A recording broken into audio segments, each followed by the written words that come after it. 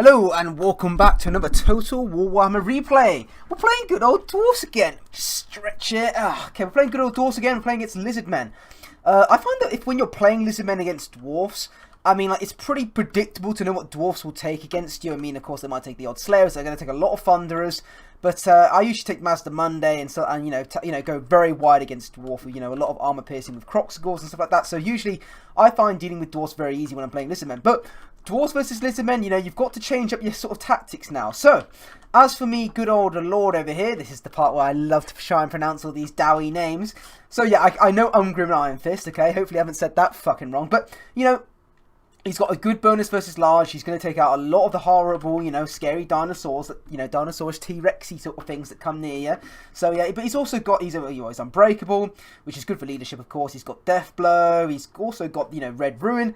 And he's got Axe of Darko, which basically, if you buff these together, he basically becomes like, for example, if Master Monday's on Slan, he'll do 25% of his HP with just one swing of that giant axe. So he's a real nice sort of pick. In the front lines, I've just gone with 3 minings with blasting charges. Oh no, just 2 miners with blasting charger and 1 normal miners, just because I wanted to take out if there's any like skinks or something in the front line. That's the sort of main reason I took that. Behind them though, I've gone for Longbeards with great weapons, 4 of those. The reason I took them, of course, is because you need a bit of a bigger punch to take out the Saurus Warriors, because also you can expect Temple Guard, and the reason, of course, you can expect Temple Guard now is because you got the Regiment of Renown Temple Guard that has a lot, has magical attacks and of course has a lot more damage. So I've taken the Peak Gate Guard. These guys, are basically hammerers. They're armor piercing, they're damage, they have armor sundering, which is absolutely good. How much armor does that take down then? Minus 30 armor, so really nice. Immune to psychology as well, which is very nice. I've also got 2 thunderers on either side as well. The main reason I took these guys, of course, is because of dinosaurs. They also do a decent amount of damage to temple guards as well, even though they have shields. So they're a very sort of must pick in my opinion against Lizardmen. But as for a sort of like niche-y sort of pick, I haven't taken any slayers, okay? No slayers here. So what I've taken instead is this sort of like, I don't know what you call it, vanguard, or sort of squad here, not vanguard, but more of just like a patrol squad here. This little squad here is going to sort of be trolling my army and checking out those flanks. So I've got the Warriors of Dragonfire Pass. Now, of course, these guys have flaming attacks, of course. They're anti-infantry as well. So, you may be thinking, why have you taken these guys? Well, it's because I've taken good old Thane over here. Now, Thane is just a generic hero that you can take for the Dowie. But he also has a very special ability, which is the Ironbeard's Ring. So what the Ironbeard's Ring does is it does plus 22% weakness to fire damage to anything that's around him. So I'm pairing him with the Warriors of Dragonfire Pass, so that basically when these guys get into a fight together, they're basically going to be taking weakness to fire, and these guys, of course, do fire damage. So, it's a sort of nice sort of, collaboration there. But lastly, for my, I've taken no Rune Lord or no Runesmith as well, so give me props for that, please. But I've also taken 2 gyrocopters, of course, because I haven't taken any artillery. This map's not really the best for it, so, I didn't want to do that. But anyway, let's get right into my opponent's, thing. We'll run through this very quickly. So he's got Red Crested Skink, good armor piercing, understandably good for taking out dwarfs. His front line, though, is made up of 3 Temple Guards. He's also got the Star Chamber Guardians with those magic attacks and that Guardian ability, which would be very nice for Lord Master Monday. He's also got 2 Chameleon Skinks. Of course, that's very, smart. I was hoping he might not take these, because I usually don't take these against dwarfs, because I never sort of expect gyrocopters. I always expect cannons, but no, he took Chameleon Skink, so that was very smart. He's got Lord Master Monday on Slan. He's got the Star, the Sunburst, oh no, sorry, not Star, the Sunburst Standard of Hexito with some missile resistance. So, Shield of Old Ones, you get loads of good stuff, but usually you take Curse of the Midnight Wind, of course, for that minus armor and melee attack, and he's got Apotheosis, which is very nice.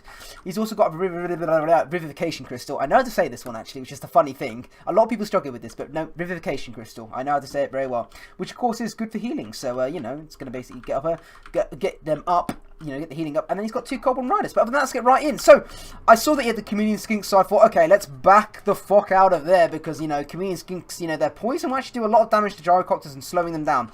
So I thought a much juicier target is these Goblin Riders over here. So I start to move Thane and his little Dragonfire Pass squad over here to come over here, but he does get a nice recharge on my Longbeards with great weapons, but they're no pushover. I mean, yeah, he has armor piercing, but these guys are no pushover. They're going to stand their ground, especially the fact that, you see, the thing is, as you've noticed with a lot of my Longbeards, I've put them in this big blob here. So yeah, they are susceptible to banishments and ruination of cities like this, which I think does miss. Yeah, so luckily that does miss my main squad here. Blasting charges are going off into the Temple Guard. You know, it's not really a great target, but there's nothing else to really chuck them at. I could chuck them at the Skinks. How much damage did that do to the Skinks? So a bit more damage to the Skinks, which is nice. But Longbeards are engaging over here with Miners as well. Both flanks, Temple Guard have come in. Master Monday is in here as well, you know, wrecking my Miners. In my opinion, though, he should have, well, Shield of Old Ones going down here, but the Brimstone Guns, of course, are shooting to Vivification Crystal. But what he should have done here, every time I play Master Money against Dwarfs, I'm running through the Thunderers. It's what you want to do. Always go for the Thunderers. Shut down the Thunderers. Just keep moving and moving and moving, okay? Because that's the most important. But I do send the Peak Gate Guard in here to get some damage on the Sergeant Regardless, they will win that matchup, which is actually really good. Peak Gate Guard will do a lot. But Umbran Iron Fist here is going right on Slan, and this is designed. Look at all those buffs off, and look at Master Monday's health already. 25% gone off with one hit. Another hit doing a shit ton of damage. Of course, my opponent does notice here that Master Monday is taking a lot of damage and decide to back out here. We have got Fane coming in with his Warriors of Dragonfire Pass fighting the Star Chamber Guardian. I mean, Star Chamber Guardian are a very good unit, but not against Peak Gate Guard. They are going to tank. He does get some Cold One Riders into my backline onto the Thunderers, but of course I have got them in a bit of a blobby formation here, so they are going to fight. They will lose though to the Cold One Cavalry, but actually they're a bit damaged, so maybe they will stand their ground. All this time though, the Gyrocopters have been shooting in onto the Vivification Crystal, and it does sort of rout off. But here we do get a beautiful barrage of bombs. I noticed he had so many units here, so I line up all the Gyrocopters and get a nice sort of, you know, bomb run going over here. But I noticed the Vivification Crystal is coming back in, so I wanted to make sure I shot this thing and got rid of it as quickly as possible, of course. The Star Chamber Guardian are routing off. My backline is, you know, being protected by some, you know, loyal miners over here. And over here we're winning against Red Crested Skinks and Temple Guard. They've got a lot of bit of models here, but this is just going to be a very, very big grindy fight. Over here though, Slan is sort of, you know, doing what little damage he can to a lot of these units. I have got these Thunderers consistently shooting into Lord Master Monday. He does have some Cold One Riders in the back here, but, you know, they're not doing enough here. Gyrocopters are shooting on Master Monday as well. I thought if I can kill him, then basically, you know, I can get him off.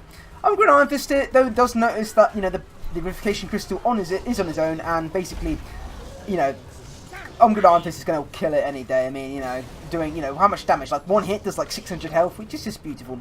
Another Shield of the Old Ones here, trying to keep the Red Crested Skinks and Temple Guard alive here. But Lord Master Monday, his healing cap is showing.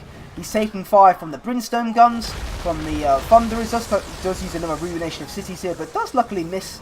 The Thunderers are still shooting in. I've got a couple of miners coming back in as well. But yeah, Lord Master Monday taking some serious damage. Does use another Apotheosis, but unfortunately is routing off here. And he's only got 800 HP left. He is starting to go off. Umbran Iron Fist though is taking some serious damage from the Community Skinks, as well as the Temple Guard are coming back in. But Master Monday on 50 HP, and unfortunately does die here. He does fall off and teleport to wherever he wants to go to. But yeah, as you can see, Star Chamber Guardians are coming in, trying to get on Umbran Iron Fist. But we've got Fane and the Warriors of Dragonfire Pass coming in, and they're about to help out with those flaming attacks and that weakness to fire, which is very, very, very nice. Actually, they don't have they should have a, you know, resistance to fire, in my opinion. That should be a thing for these guys, but I don't know if that's not lore friendly. But anyway, so yeah, these Star Chamber Guardians and Community Skinks are sort of like making a last little stand here.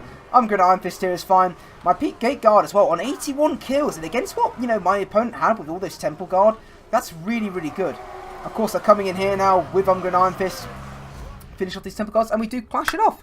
Very well played to my opponent. I always love the Lizardmen versus Dwarf matchup, and this time I think I pronounced all their names right. So, ha ha ha ha ha. But thank you very much for watching, and I'll see you guys next time.